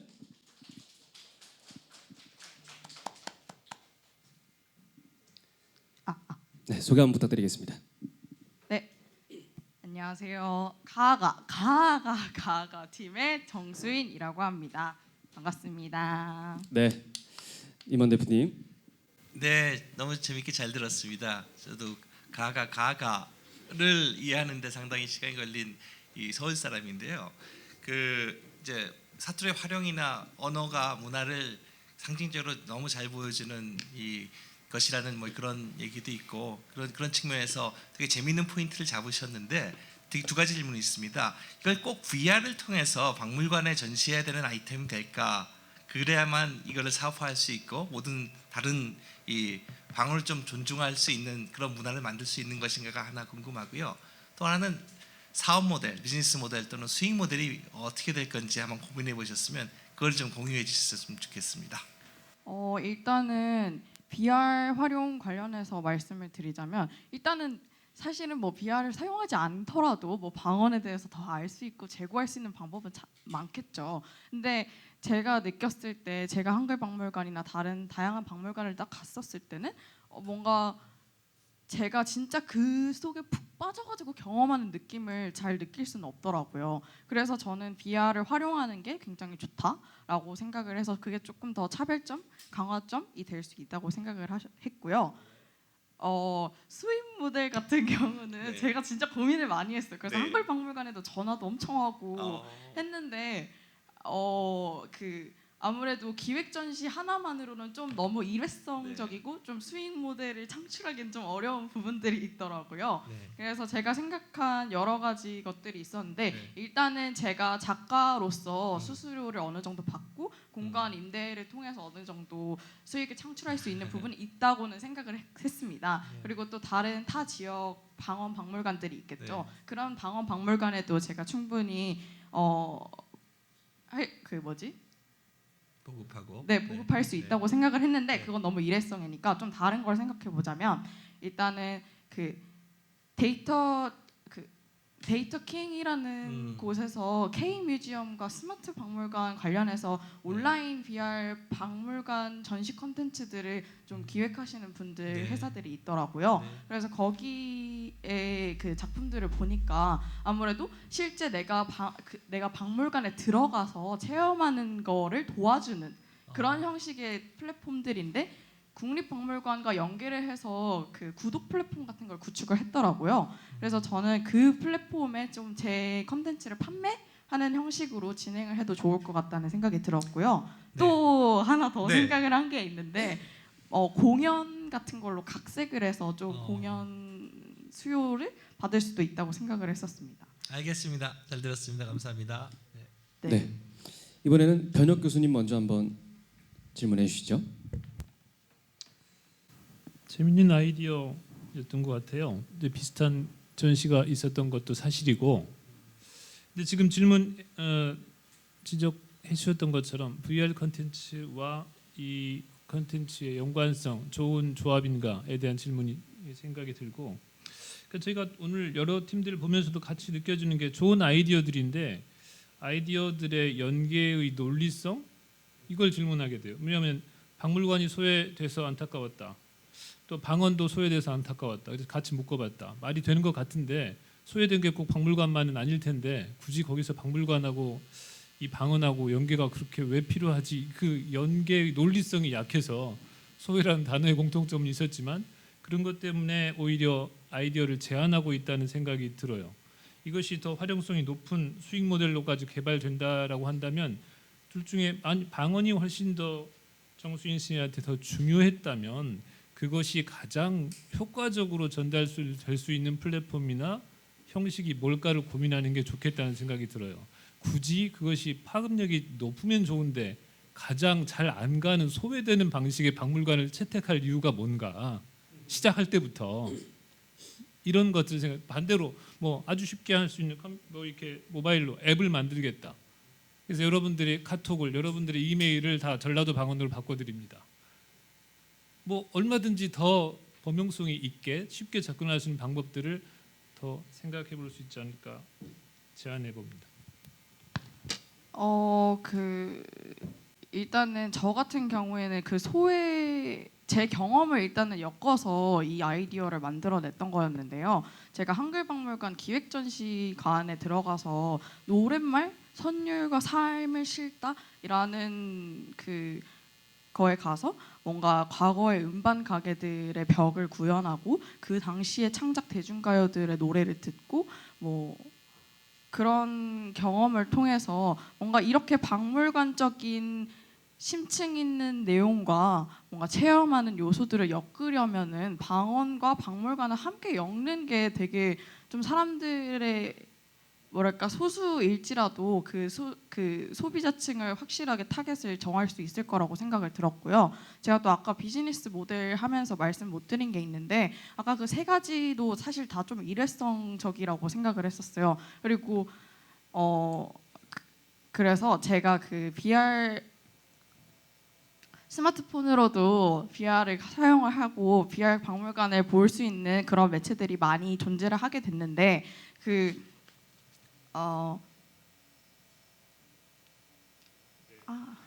쉽게 그냥 저희가 조금 고급형에 제한된 인원을 위한 효과 아니면 대중적인 효과를 위해서 이런 선택이 좀 기획에 선명하게 드러났으면 좋겠다는 의미로 받아주시면 되겠습니다.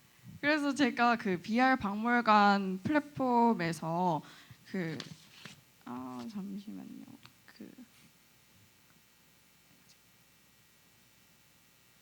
좀 새로운 형식의 박물관을 만들고 싶다 이런 생각을 했었습니다. 물론 이 기획에서는 말씀 못 드렸지만 그 수익 모델을 생각하면서 좀 더 추가적으로 생각해 본 건데 제가 기획한 콘텐츠들을 좀 나열을 해서 지금 박물관에서는 좀 한글 박물관이다 하면 한글에 대해서 뭔가 좀 더 뭔가 포괄적인 역사적인 그 모든 것들을 다루고 있다는 느낌을 받았는데 사실 제가 생각했던 어휘, 억양, 인식, 이해라는 4가지 핵심적인 구성들을 기반으로 해서 콘텐츠들을 나열을 한 좀 새로운 느낌의 VR 앱 같은 VR 박물관 플랫폼을 만들면 좋지 않을까 생각을 했었습니다. 네, 여기까지 받아보도록 하고요. 마지막으로 하고 싶은 말씀 해주세요. 네, 너무 감사하게 이렇게 많은 너무 대단하신 심사위원분들 앞에서 이렇게 좋은 평 주셔서 너무 감사하고 제가 앞으로도 이런 방언과 박물관과 이런 소외된 여러 가지들에 대해서 좀 더 고민하면서 심층적으로 생각하는 그런 가가 팀이 되도록 하겠습니다. 감사합니다. 네, 고맙습니다. 가가 팀이었습니다. 그래서 바로 또 5번째 팀 만나보도록 하겠습니다. 이번에는 청바지 팀의 사이드 테일 영상 함께 보시죠.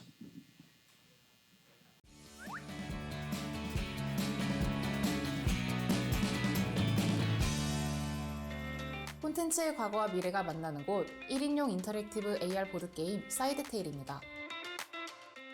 청주는 바로 지금. 안녕하세요. 저희는 팀 청바지입니다. 저는 개발 기획을 맡은 이현민, 디자인을 맡은 신혜경, 게임 디렉팅을 맡은 전희영, 그리고 게임 시나리오를 맡은 연윤서입니다. 청바지는 이번 공모전에서 처음으로 상업 콘텐츠를 제작하게 된 예비 창업팀입니다. 처음엔 친구들이랑 가볍게 시작한 기획이었는데 갈수록 진심이 되어버려서 얼떨떨하기도 한데요. 여전히 즐거운 마음으로 게임 출시를 위해 바쁘게 뛰고 있습니다. 저희의 목표는 언택트 시대에 맞는 새로운 놀이 콘텐츠를 만드는 거였어요. 처음에는 넷플릭스의 벤더스네치 같은 유저의 선택에 따라 결말이 바뀌는 인터랙티브 게임을 만들고 싶었는데요. 온라인상에는 이 비슷한 콘텐츠가 이미 많더라고요. 그때 언택트로는 꼭 온라인 콘텐츠만 즐길 수 있는 게 아니라는 생각이 들었어요. 그래서 오프라인 인터랙티브 게임을 만들 순 없을까 하다가 탄생한 것이 바로 사이드 테일입니다. 사이드 테일은 ICT와 보드게임을 융합한 언택트 시대에 걸맞는 1인용 인터랙티브 AR 보드게임 콘텐츠입니다. 동화를 다시 구성해서 미스터리하고 독특한 세계관을 배경으로 하고 있고요. 플레이어 자신이 고른 길에 따라 게임의 결말이 달라지는 게임입니다. 실제 플레이어의 선택에 따라 10가지 이상의 엔딩을 보실 수 있는 다이나믹한 구성을 가지고 있습니다. 단순하게 설명하면 한 카드를 읽고 그 다음 카드를 선택하며 풀어가는 카드 게임인데요. 여기에 흥미진진한 스토리는 물론 AR, 영상, 수수께끼, 스탯 관리 등의 다양한 요소들은 여러분께 다채로운 플레이를 선사합니다. 사이드 테일은 콘텐츠의 차원을 지우는 것부터 시작합니다.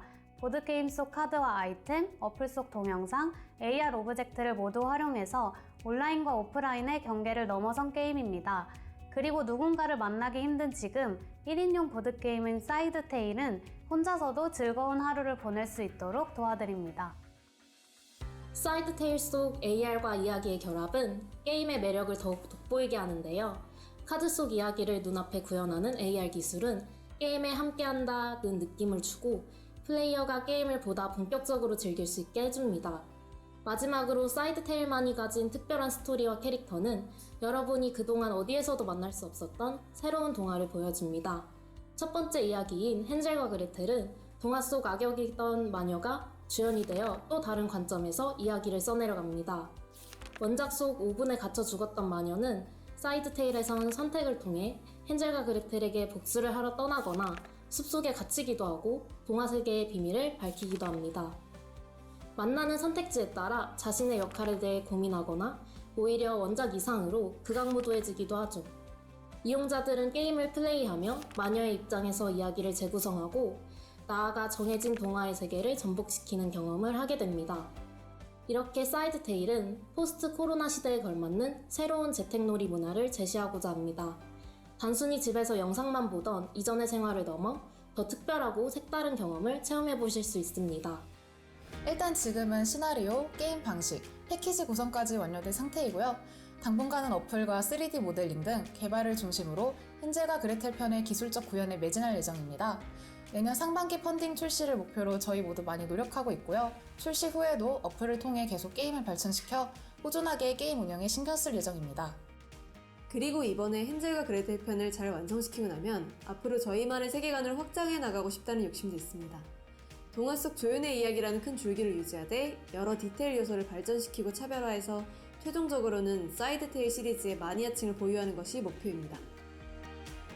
실물과 가상 사이에서 디지털과 아날로그의 경계에서 사이드 테일은 다음의 놀이 문화를 향해 나아가겠습니다. 네, 청바지 팀의 영상이었습니다. 자, 그러면 우리 청바지 팀을 무대 위로 모셔보도록 하겠습니다. 뜨거운 박수로 맞이해 주시죠. 네.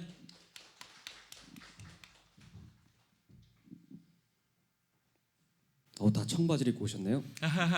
예. 소개 한번 부탁드리겠습니다. 그러네. 청춘은 바로 지금. 안녕하세요. 테일입니다. 뭐가 좀 안 맞네요. 자, 알겠습니다. 질의응답 시간 가져보도록 하겠습니다. 네, 기술로서는 AR을 선택하셨는데 그 AR 컨텐츠들의 뭐 흥망성쇠를 보셨는지 모르겠지만 이게 현실과의 고리를 풀지 못하면 AR은 수명을 금방 끝내버리거든요. 그래서 이 증강된 현실, 그러니까 제가 이 헨젤과 그레텔을 감상할 때에 제가 굳이 다른 기술이 아니라 현실과 합쳐진 이 증강현실에서 이거를 감상해야 되는 당위성 그리고 그 기술에 대한 철학에 대한 이해를 좀 가지고 있어야 하는데 그 하필이면 여러 가지 기술들 중에서 AR을 선택해서 내가 보드 게임을 이 현실이 카메라로 내다비치는 이 환경에다가 놓은 이유가 있으신지 궁금합니다. 두 가지 이유가 있는데요. 하나는 AR이라는 것이 증강현실이잖아요. 그 VR과 다르게 현실 위에 놓인다는 점에서 오프라인 게임과 온라인 게임의 중간에 있는 어떤 테크놀로지라고 생각을 했습니다. 그리고 두 번째 이유는 저희 스토리텔링과 연관이 돼 있는데요. 판타지 세계관을 다루고 있는 입장에서 현실에서 AR 테크놀로지의 매력 중에 하나가 현실에서 어떤 현실과 연관된 판타지를 볼 수 있는 점이라고 생각을 하거든요. 그 지점을 AR 기술이 잘 저희 판타지 세계관과 어우러질 수 있다고 생각했습니다. 네, 제 질문을 드리는 이유는 아까 전에 그 자료 화면에 보니까 그 캐릭터도 그렇고 카드도 그렇고 거기에 집 같은 구조 같은 것도 있는데 그게 굳이 현실에 놓였을 때 현실과의 연계성이 특별히 보이지가 않아서 혹시 계획은 있는데 지금 보이기만 그렇게 보였는지 한번 확인하려고 여쭤본 거거든요. 그 혹시 계획은 있으신가요? 제가 봤을 때 그냥 3D 모델이 그냥 둥둥 떠 있는 현실과의 연계성이라는 게 어떤 뭐 네. GPS나 이런 아니요. 제가 뭐 이 공간에서 그 게임을 한다면 네. 이 뭐 저희 우리가 같이 서 있는 이 공간 안에 그 캐릭터가 함께 있다든지 예를 들면 포켓몬고 같은 경우는 당연히 그 원래 그 게임은 우리 일상에서 막 튀어나오는 희귀한 동물들을 보는 거잖아요. 이케아의 가구 AR은 내 집에 그 가구를 놓기 위한 컨텐츠잖아요. 현실과의 융합성이 보이죠. 도드라지잖아요. 근데 헨젤과 그레텔은 왜 현실과 함께 감상을 해야 되냐는 거죠. 완전한 판타지잖아요. 저희가 그게 인터랙티브에 초점을 둬가지고 네. 약간 그 유저들이 직접 게임에 참여한다라는 느낌을 많이 주고 싶었거든요. 네. 그래서 만약에 선택지도 이렇게 만약 이렇게 집이 있으면 어디로 나가시겠습니까? 이렇게 말해서 이렇게 굴뚝이 있고 문이 있고 이렇게 그런 3D 오브젝트가 나타나면 거기를 선택하면 그 뒤에 그 집이 어느 모양으로 나중에 만약에 문을 연다 하면 다음 카드에서는 문을 여는 그런 환경을 시츄에이션을 구상할 수 있을 거라 생각해서 네 그렇게 정하게 됐습니다. 추가로 현실과의 연계성 같은 저는 말씀해 주셨는데 그거가 저는 저희 힌트나 이벤트 카드에서 드러난다고 생각을 하거든요. 저희가 구상하고 있는 이벤트 카드는 그 게임의 마법이 나타났을 때 제 실물 카드가 AR 카드로 바뀌어서 그 영상에는 없었는데요. 그 마법이 나타나서 뭔가 모양이 변하거나 좀 상호작용이 있는 걸 구상을 하고 있었습니다. 네, 감사합니다. 네, 마지막으로 변혁 교수님. 시나리오가 여러 벌 많이 쓰여 있나요? 시나리오. 네.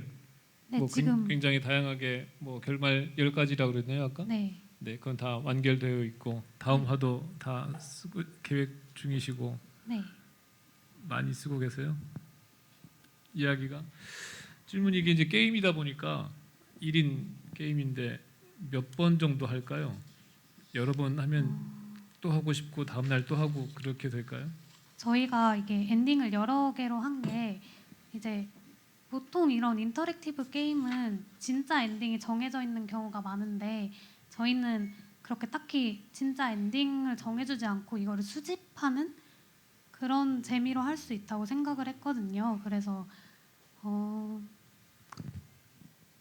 네, 그래서 아마 다른 엔딩이 궁금해서 한 번 끝나도 다시 하고 싶지 않을까?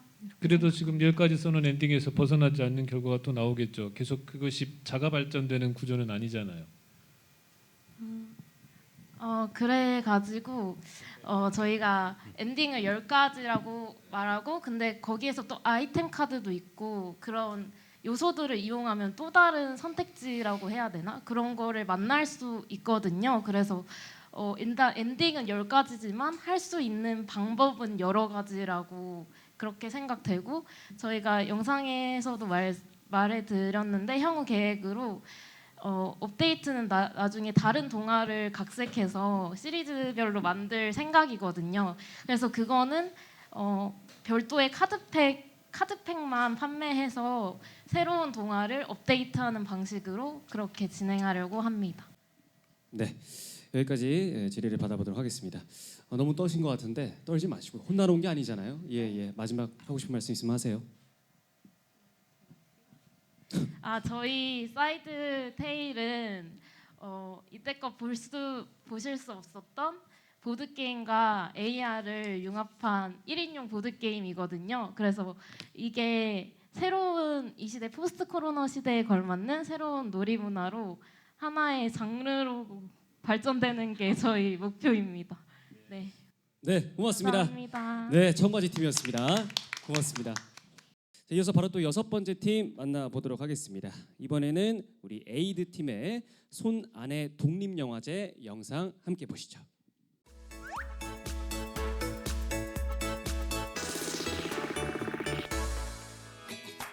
안녕하세요. 저희는 커뮤니케이션 학부 대학생들로 구성된 에이드팀입니다. 손안의 독립영화제라는 작품으로 크리에이티브 브릿지 온라인 페스티벌 본선에 진출하게 되었습니다. 보통 본인이 관심 있어 하고 원하는 주제를 가지고 실현시킬 수 있는 아이디어를 낼 수 있는 기회가 생기기 쉽지 않잖아요.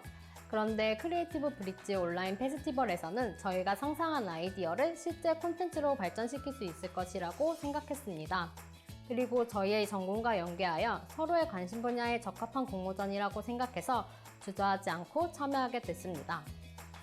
저희가 회의를 거치면서 영화 산업에 포커스를 맞추게 되었어요.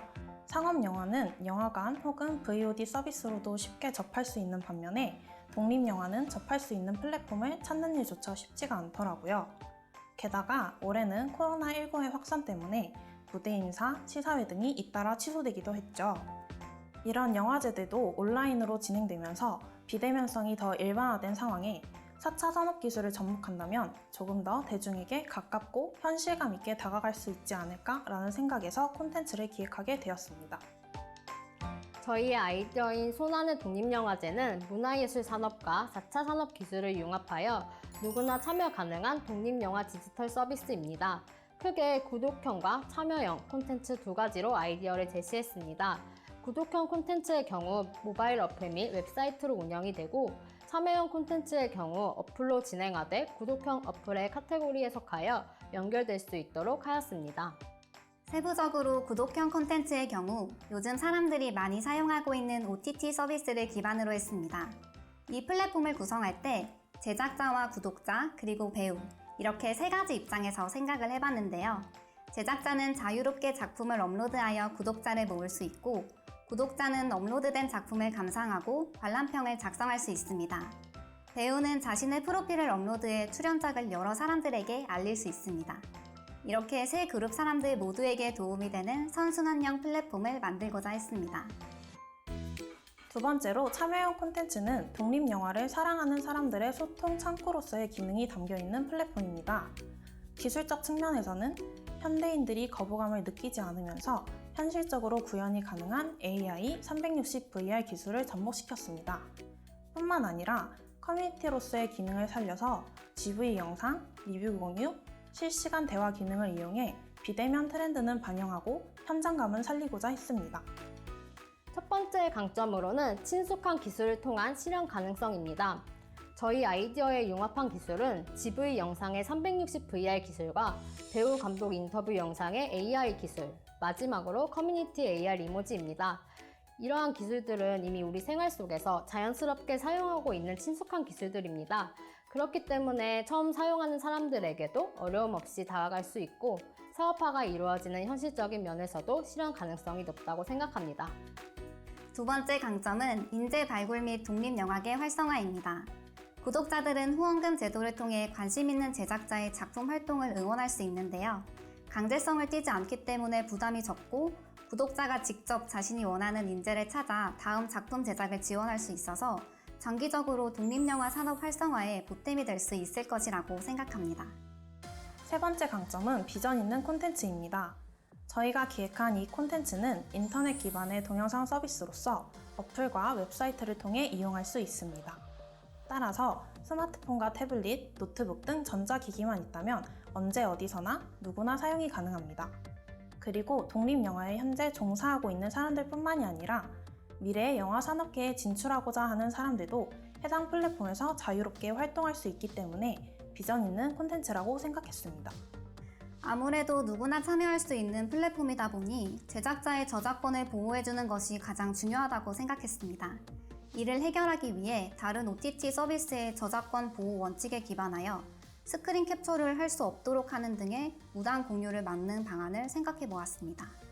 여기서 더 나아가 저희 아이디어에 대한 초기 유입을 온 오프라인 형식 두 가지로 생각해 보았습니다. 먼저 오프라인 형식은 현재 매년 개최되고 있는 영화제를 통해 사람들에게 어플을 직접 체험해보는 이벤트를 운영합니다.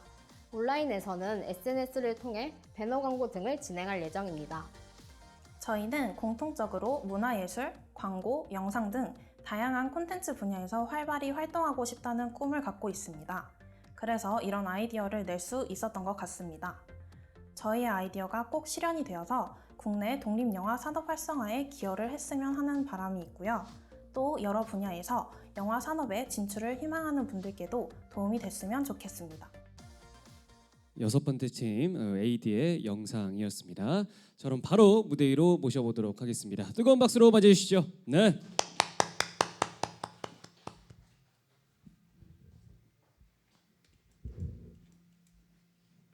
네, 에이드 소개 한번 부탁드리겠습니다. 안녕하세요. 저희는 에이드 팀입니다. 네, 반갑습니다. 질의응답 시간 가져보도록 하겠습니다. 네, 질문 드리겠습니다. 되게 좋은 취지로 독립영화 산업 활성화를 도울 수 있는, 지원할 수 있는 좋은 플랫폼 사업, 일종의 플랫폼 사업이라는 생각이 드는데요.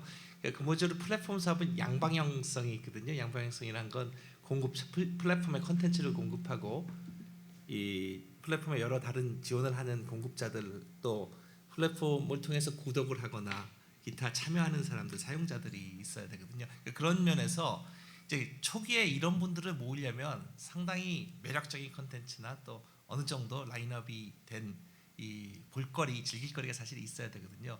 그걸 모집하는 게 또 구독자를 모집하는 것만으로 쉽지 않은 일인데, 온라인 오프라인에서 어떻게 그런 이 작업들을 실행해 갈 것인지에 대한 계획을 좀 말씀해 주세요. 우선은 저희가 생각한 후원금 제도가 그런 콘텐츠나 제작자를 모으는 데 좀 도움이 될 거라고 생각을 했습니다. 그래서 그분들이 자신이 원하는, 자신의 만든 작품을 다른 사람들한테 보여줄 수 있는 그런 플랫폼을 통해서 또 한편으로는 지원도 받는 그런 장점이 있기 때문에 그분들이 저희 플랫폼을 이제 사용을 하면 그만큼 많아진 제작자와 콘텐츠를 통해 그를 홍보를 해서 다른 구독자들을 모을 수 있지 않을까라고 생각을 해봤습니다. 네, 알겠습니다. 기존의 그 동영상 플랫폼에 본인들의 독립 영화를 올리시는 분들이 많죠. 그리고 거기에서 이미 후원금을 줄 수 있는 뭐 제도가 다 돼 있기 때문에 뭐 어디에 올리더라도 지금 에이드 팀이 제안하신 그 모든 이점을 다 가지실 수 있을 것 같은데, 독립 영화를 만드시는 분들, 제가 예를 들면 독립 영화를 한 편 찍고 싶으면 제가 이 손안의 독립 영화제 앱을 사용했을 때만 얻을 수 있는 이점이 뭘까요?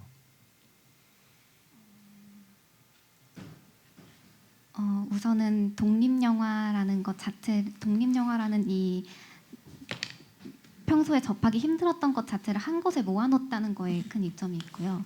그 다음에 그 제작자들한테 도움을 준다는 것에도 이점이 있고, 그리고 저희가 독립 영화로 진출을 하고 싶어도 이제 많이 찾기가 어렵잖아요. 그런 플랫폼을. 그렇다 보니까 이 공간 안에서만큼은 그냥 독립 영화를 서로 자유롭게 올리고, 또 이제 영화 산업 쪽으로 진출하고자 하는 학생들에게도 포트폴리오로의 이렇게 기능을 할 수 있을 것 같다라고 생각을 했습니다. 네, 그 모든 기능이 다 유튜브에도 있지 않나요? 그 독립 영화 자체가 그 GV 영상이나 이런 게 영화제를 개최할 때 잠깐 온라인에 올라왔다가 그 영화제가 끝나면 거의 다 내려가는 형식이더라고요. 저희는 그런 부분에 있어서 실제로 독립 영화를 다른 때 보고 싶은데 그걸 못 보니까, 근데 그거를 저희가 항상 볼 수 있도록 저희 플랫폼에서 볼 수 있도록 하는 게 메리트가 크다고 생각합니다. 그래서 네네. 그 저는 조금 더 이제 고민을 더 해봐 주십사 하는 마음에서 질문 드린 건데요. 독립 영화를 만드시는 분들의 꿈은 결국은 본인들의 영화의 스크리닝이거든요. 그렇잖아요. 근데 그분들이 주된 컨텐츠이신데 가장 그분들이 원하는 것을 제공할 마음이 있는지를 제가 여쭤본 거거든요. 지금 앞에 계신 에이드 팀들 중에서 영화 전공자가 있으신지 모르겠지만 독립 영화를 주제로 삼으셨을 때는 아마 그분들과의 인터뷰라든지 독립 영화를 만드는 사람들의 가장 큰 꿈이 뭔지를 아실 거라고 생각해요. 영화의 스크리닝을 해주지 않고 이게 그냥 무한히 계속해서 OTT 플랫폼에서 담겨지는 것들을 과연 독립 영화를 만드신 분들이 그 궁극적으로 원하는 게 맞는가, 뭐 그런 것들에 대한 고민이 있었으면 하는 바람에서 여쭤봤습니다. 감사합니다. 네, 질의는 여기까지 받도록 하고요. 마지막으로 우리 에이드 팀 마지막 말씀 좀 부탁드리겠습니다.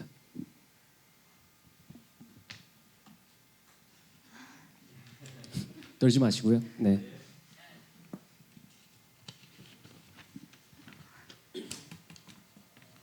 저희가 지금 여기에 서 있는 저희가 좀 큰 용기를 내서 이렇게 공모전에 지원하게 됐는데 여기에 서 있어서 많은 심사위원분들께 말씀을 드릴 수 있어서 정말 영광이라고 생각하고요. 저희 이렇게 설 수 있어서 기회를 주신 분들께도 감사하다는 말씀 드리고 싶습니다. 없나 봅니다. 네네네, 고맙습니다. 에이드 팀이었습니다. 감사합니다. 자, 이제 대망의 마지막 참가자 팀인데요. 우리 7번째 팀, 우리 심수민님의 드라마티즈 영상 함께 보시죠.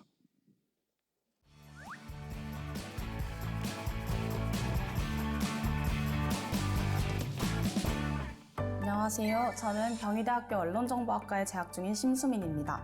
지금 우리 삶에 드라마, 영화 등 문화 콘텐츠는 평범하고도 또 중요한 일상으로 자리 잡았습니다.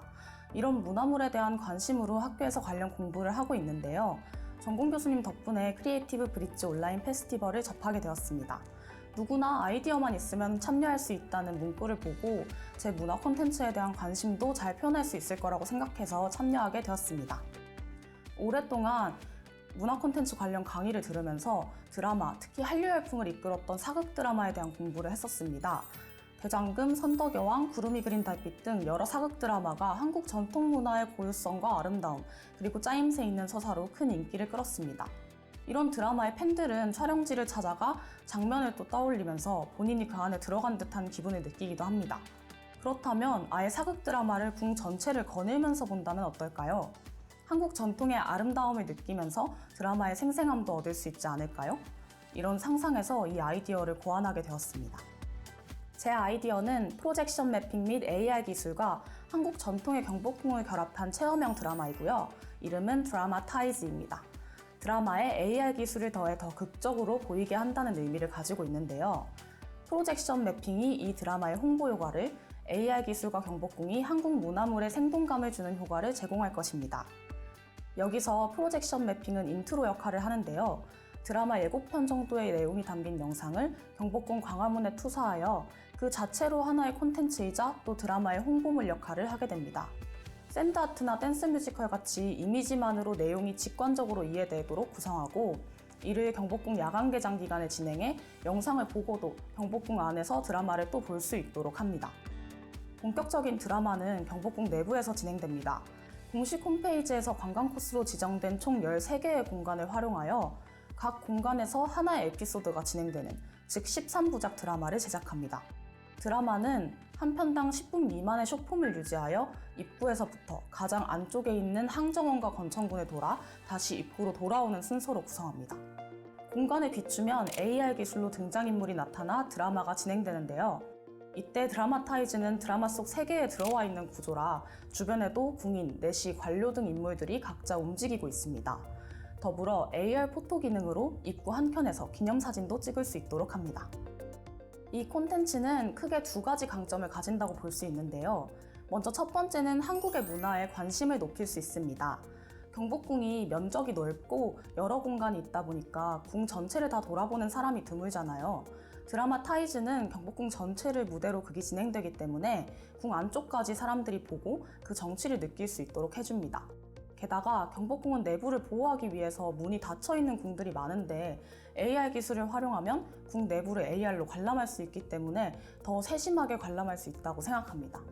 두 번째는 한국 관광지의 홍보 역할을 할 수 있습니다. 일반적으로 드라마 촬영지는 관광지가 되잖아요. 근데 드라마 타이즈는 드라마 자체가 그 공간에서 시청되는 구조이다 보니까 일단 드라마를 보기 위한 것만으로도 홍보 효과를 가질 수 있습니다. 더불어 드라마가 인기를 얻게 되면 그 이상의 효과도 기대할 수 있겠죠. 게다가 서울에 있는 다른 궁 혹은 한옥마을, 더 나아가 전국 곳곳에서 드라마를 제작하고 활용할 수 있다는 점에서 그 활용도도 높습니다. 제 아이디어를 실현하게 되면 어떤 문제점이 발생할 수 있을까 고민을 해봤는데 일단은 휴대폰으로 즐기는 문화이다 보니 저작권 침해가 발생할 수 있다고 생각했어요. AR로 드라마를 보면서 내용을 녹화하고 공유한다면 드라마 저작권이 침해될 수도 있을 것 같았습니다. 그래서 방법을 고민해 보았는데 넷플릭스 같은 경우 화면을 녹화하면 검은색으로만 녹화됩니다. 이런 방안을 차용하면 드라마 저작권을 지키는 데 좋은 해결책이 될 것 같아요. 일단은 학교에서 전공 공부를 열심히 할 생각입니다. 지금까지 문화 콘텐츠 비평이나 기획 관련 공부를 해왔는데 이론만 배우다 보니 실전에 대한 감각이 좀 부족했어요. 이번 공모전이 또 하나의 경험이 되어서 앞으로 진로를 더 구체화하는 데 큰 도움이 될 것 같아요. 이제는 제가 진로를 구체적으로 결정할 때가 가까워졌습니다. 학교 공부를 열심히 또 하면서 이렇게 좋은 기회가 있으면 참여도 하고 그렇게 내공을 쌓아서 진로를 더 구체화해 볼 생각입니다. 네, 마지막 참가자 우리 심수민님의 영상이었습니다. 바로 무대 위로 한번 모셔보도록 하겠습니다. 우리 심수민님을 큰 박수로 맞이해 주시죠. 네.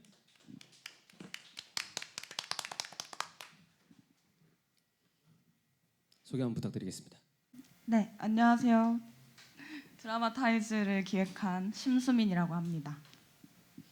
네. 네, 심수미님 재밌게 이 영상 잘 봤습니다. 재밌는 독특하고 재밌는 아이디라는 생각이 드는데요. 현실적으로 사업화를 진행한다면 여러 가지 제약 요인들이 있을 것 같아요. 프로젝션 매핑하는 기술이나 AR, VR 콘텐츠화하는 건 우리나라에서 상당히 잘하는 분야긴 하지만 여전히 이제 프로페셔널들이 필요하고 이 직접 제작한다 하더라도 또 장소의 한계성이랄까요? 경복궁 이외에 여러 궁이 있고 또 뭐 민속촌이나 그런 이제 사극에 주로 사용되는 장소에 대한 이 뭐 한계성 이런 것들 때문에 사업화를 하고 다양한 콘텐츠를 만들어내는 데는 상당히 제약 요건이 있을 것 같은데 이런 건 어떻게 극복하실 생각이신지요?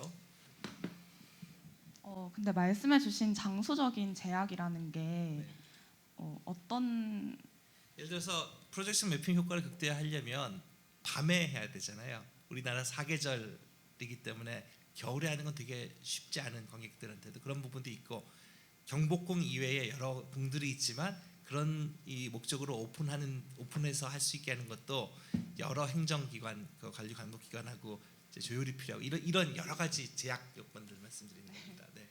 일단 프로젝션 매핑에 있어서 말씀을 드리자면 제가 생각한 건 사실 아까 영상에서도 하나의 콘텐츠가 될 수도 있지만 또 동시에 홍보물 역할을 할 수도 있다고 말씀을 드렸잖아요. 그래서 제가 생각한 건 사실 그냥 일회성.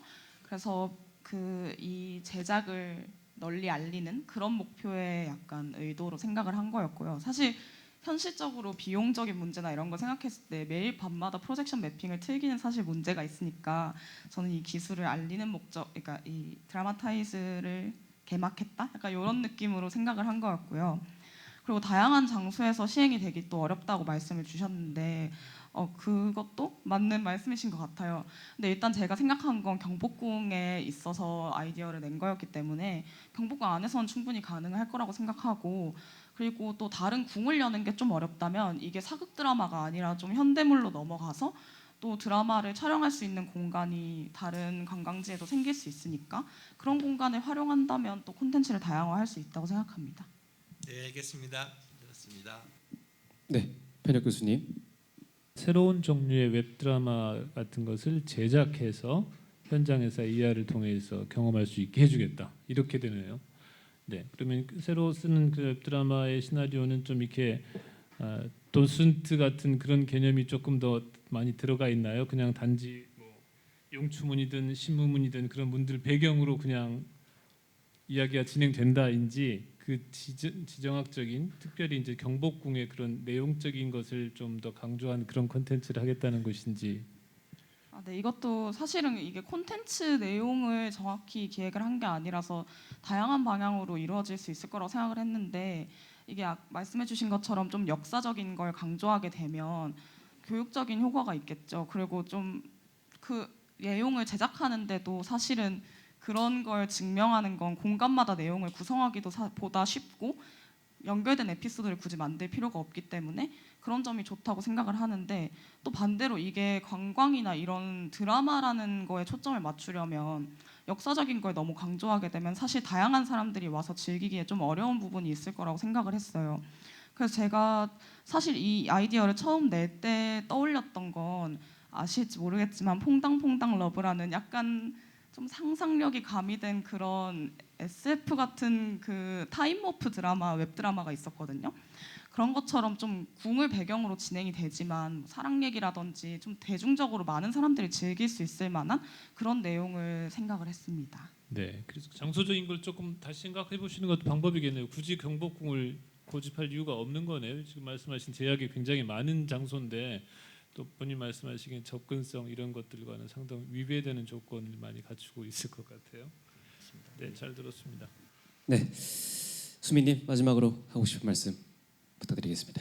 네, 이렇게 본선까지 올 수 있을 거라고 생각을 못했는데 와가지고 또 심사위원분들의 염려와 그런 현실적인 가능성에 대한 조언을 들을 수 있어서 좋은 뜻깊은 경험이었던 것 같습니다. 네, 감사합니다. 네, 고맙습니다. 마지막 참가자 우리 심수민님이셨습니다. 자, 이렇게 우리 수민님을 끝으로 모든 본선 심사를 마치도록 하겠습니다. 모두 고생 많으셨습니다. 자, 그럼 지금부터 본선 심사가 집계되는 동안 휴식 시간 약 20분 정도 갖고 잠시 후 15시 20분부터 시상식을 진행하도록 하겠습니다. 자, 그럼 지금부터 본선 시상을 진행하도록 하겠습니다. 모두 자리에 착석해 주시면 감사드리겠습니다. 자, 본선 심사는 앞서 말씀드린 바와 같이 온라인 투표와 전문가 심사를 거쳐 최종 3팀이 선발이 되는데요. 다들 알고 계신 것처럼 1등 500만 원, 2등 300만 원, 3등 100만 원의 우승 상금이 수여됩니다. 그리고 창업 자금을 벌 수 있는 펀딩 사이트 컨설팅 지원과 엑셀레이터 프로그램 지원이 준비되어 있습니다. 자, 오래 기다리셨습니다. 자, 지금부터 온라인 투표와 전문가 심사를 집계한 최종 결과를 발표해 보도록 하겠습니다. 먼저 시상을 함께 해주실 심사위원 두 분을 모셔보도록 하겠습니다. 우리 이만 대표님 그리고 변혁 교수님 큰 박수로 맞이해 주시죠. 네. 자, 그러면 시상식을 진행해 보도록 하겠습니다. 자, 2020 크리에이티브 브릿지 온라인 페스티벌 먼저 3등부터 발표하도록 하겠습니다. 대망의 3등입니다. 3등 팀은 바로 축하합니다. 파이브트리스입니다. 네, 파이브트리스의 하비포레스트가 3등을 차지하였습니다. 축하드립니다. 네, 무대 앞쪽으로 나와주시면 대단히 감사드리겠습니다. 저희가 상장과 상금 판넬을 수여하도록 하겠습니다. 자, 먼저 상장입니다. 자, 3등 파이브트리스. 위 사람은 서울시 종로구청이 주최하고 성균관대학교 캠퍼스타운과 문화예술미디어 융합원이 주관한 2020 크리에이티브 브릿지 온라인 페스티벌에서 위와 같이 우수한 성적을 거두었기에 이 상장을 수여합니다. 2020년 11월 20일 성균관대학교 캠퍼스타운 사업단장 김경환. 다시 한번 뜨거운 박수 부탁드리겠습니다. 네, 축하드립니다. 부상으로 100만 원의 상금이 수여되겠습니다. 네, 같이 사진 한번 찍으실까요? 네, 우리 심사위원분들과 같이 사진 한번 찍도록 하겠습니다.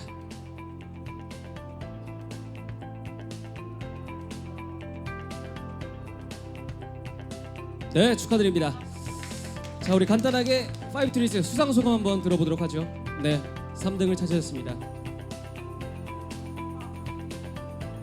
네, 네, 저희가 사실 예상을 못해서 정말 감사하고 이 기회를 저희는 앞으로 더 열심히 노력하라는 것으로 이해하고 앞으로 창업에 더 열심히 도전해보는 파이브 트리스 팀이 되도록 하겠습니다. 감사합니다. 네, 축하합니다. 예, 감격스러우신가 봐요. 예, 좋습니다. 자, 그럼 바로 이어서 2등을 발표하도록 하겠습니다. 자, 과연 어떤 분이 2등을 차지했을지 2020 크리에이티브 브릿지 온라인 페스티벌 2등 발표하겠습니다. 대망의 2등은 바로 축하합니다. 장명수님입니다. 네, 축하합니다. 우리 장명수님의 리빗이 대망의 2등을 차지했습니다. 축하드립니다. 마찬가지로 저희가 상장과 상금 판넬을 드리도록 하겠습니다. 자, 상장 2등 장명수, 이하 내용은 같습니다. 뜨거운 박수 부탁드리겠습니다. 축하드립니다. 자, 부상으로 300만 원의 상금이 수여되겠습니다. 네. 기념사진 한번 찍으실까요? 네.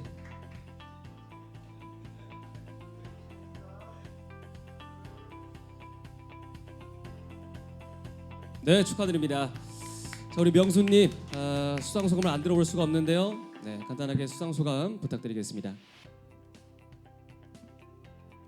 네, 정말 저에게 이렇게 상을 주셔서 감사하고 정말 긴장도 많이 해서 말도 제대로 못했는데 하고 싶은 말도 잘 못하고 했는데 이렇게 저에게 상 주셔서 감사합니다. 앞으로 더 아이디어를 발전시켜서 실제로 리빗을 개발해 볼 수 있는 그런 계기가 될 것 같습니다. 정말 감사합니다. 네, 축하합니다. 축하합니다. 2등은 장명수 님이셨습니다. 자, 이제 대망의 1등을 발표해 보도록 하겠습니다. 500만 원 상금의 주인공은 누가 될지 대망의 1등 발표합니다. 2020 크리에이티브 브릿지 온라인 페스티벌 대망의 1등은요. 바로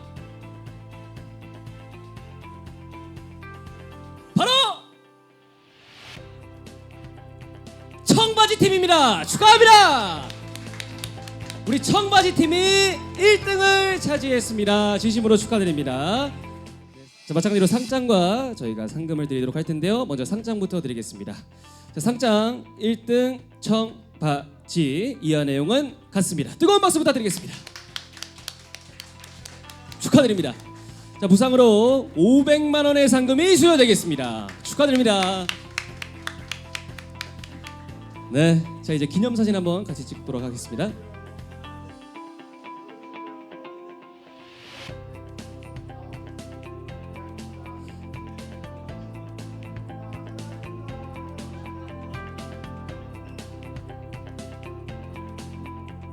네, 축하합니다. 축하합니다. 네. 자, 이렇게 해서 2020 크리에이티브 브릿지 온라인 페스티벌 대망의 1등 팀, 청바지 팀 수상 소감 말씀하셔야죠. 네네네. 빨리 돈 갖고 가져가려고 했나 봐요. 네네. 자, 수상 소감 부탁드리겠습니다. 너무 떨어가지고 답도 잘 못한 것 같고 그런데 사이드테이 열심히 하겠습니다. 얘들아 사랑해. 네, 축하합니다. 축하드립니다. 네, 축하드립니다. 자, 이렇게 해서 우리 심사위원 두 분은 다시 자리로 착석해 주시고요. 우리 수상하신 모든 팀들 무대 위로 올라와서 단체 사진 같이 찍고 또 마무리해 보도록 하겠습니다. 진짜 좋은가 봐요. 예, 난리가 났어요. 자, 1등, 2등, 3등 팀 모두 무대 위로 올라와 주시기 바랍니다. 1등, 2등, 3등 팀 모두 무대 위로 올라와 주시기 바랍니다.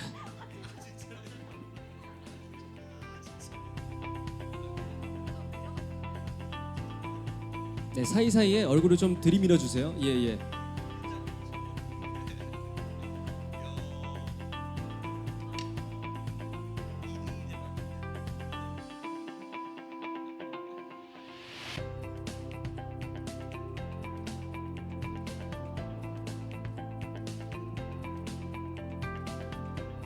네, 모두 고생 많으셨습니다. 축하합니다. 네, 축하드립니다. 축하합니다. 자, 네. 자, 이렇게 해서 크리에이티브 브릿지 온라인 페스티벌 모두 끝이 났습니다. 오늘 많은 분들이 함께 해주셨는데 우리 심사위원분들 오늘 어떠셨는지 짧게 소감 한 말씀 좀 부탁드리겠습니다. 네. 짧게는 못하고요. 세 가지만 말씀드리겠습니다. 그 언택트 시대 코비드 19 사태 이후에 이렇게 융합 콘텐츠 다양한 아이디어를 가지고서 사업하려는 이 제안을 저희와 공유해 주신 데 대해서 굉장히 감사드리고요. 다만 조금 아쉬웠던 점은 뭐냐면 이제 아무래도 아이디어를 사업하는 데는 익숙하지 않으셔서 그런지 사업성, 비즈니스 모델, 사업성 검토 부분에서 좀 더 노력을 해주셨으면 하는 그런 거고요. 또 한 가지는 여러분들이 다 재밌는 아이디어를 내주셨지만 저는 투자하는 사람으로서 이제 사업화가 돼서 정말 많은 사람들이 쓰는 즐기는 콘텐츠가 돼야 된다는 의미에서는 너무 비대면 쪽 이런 쪽에 너무 집중한 점이 있었고 그리고 팀 플레이어도 있었고 또 단독으로 하시는 분들이 있었는데 어쨌든 사람들이 만들어서 이루어 나가야 되는 사업 아이디어고 콘텐츠이기 때문에 그런 면에서 좀 더 노력을 해주셨으면 좋겠다는 평입니다. 감사합니다. 네, 박수 부탁드리겠습니다. 박민영 대표님.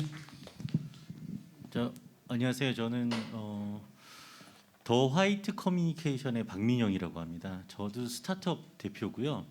4년 전에 창업했습니다. 그래서 그때도 피칭 대회 나가서 저도 상 받고 그러면서 너무너무 즐거웠던 기억이 나는데요. 제가 오늘 느낀 거는 너무 좋은 기운 받은 것 같습니다. 저도 스타트업이고 앞에 계신 분들이 준비가 완벽할 수 없다라는 건 저도 잘 알지만 지금부터 하시면 아마 엄청 잘 되실 거라는 확신이 있습니다. 저기 앞에 계신 분들 대단하다고 저는 그냥 감히 칭찬드리고 싶어요. 감사합니다. 네, 고맙습니다. 조소영 감독님.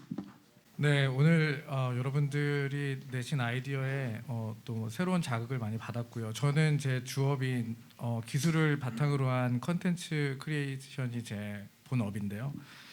여러분들께 이제 먼저 기술과 어떤 스토리텔링을 함께 융합해서 컨텐츠를 만드는 사람으로서 한 가지 먼저 말씀을 드리고 싶은 부분은 어떤 컨텐츠든 간에 본인에서부터 시작해야 가장 당위성을 마련하기에 좋습니다. 사실 사업성의 부분에 있어서는 아까 앞서 두 분의 심사위원분들이 말씀하셨던 것처럼 따로 공부도 하셔야 되고 자문도 많이 받으셔야 되지만 컨텐츠는 나로부터 시작된다는 것을 항상 잊지 않으셨으면 좋겠습니다. 감사합니다. 네, 감사합니다. 마지막으로 우리 변혁 교수님. 네, 독창성을 가장 중요하게 생각하게 됐던 것 같아요. 그래서 그럴 법한 이야기 또는 유행에 따른 것도 물론 관심을 갖고 있어야 되겠지만 내적으로 동력이 좀 확실한 동력이 있는 컨텐츠였으면 좋겠다는 생각을 했고요.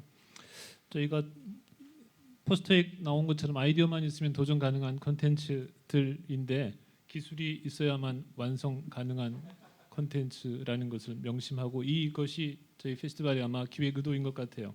지금 이것이 융합돼서 정말 이것을 기술적인 완성도를 가지고 그다음에 사업적인 기획성을 가지고 완성되기를 좀 기대를 해봅니다. 심사평하고 나면 항상 더하게 되는 말들이 있는데 상 받으신 분들하고 바로 다음 순위들하고 차이가 그렇게 크지 않아요. 그래서 개인적으로 대단히 안타깝게 생각하는 컨텐츠들이 또 있습니다. 혹시라도 심사 과정에서 상처받으셨다면 용서하시고 그리고 굉장히 응원하는 마음들이 더 많았음을 좀 기억해 주시면 감사하겠습니다. 축하드립니다. 네. 오늘 멋진 심사위원 네 분 정말 감사드립니다. 자, 이상으로 2020 크리에이티브 브릿지 온라인 페스티벌을 모두 마치도록 하겠습니다. 지금까지 진행의 유튜브 서빈의 운영 중인 MC 섭이었습니다. 감사합니다.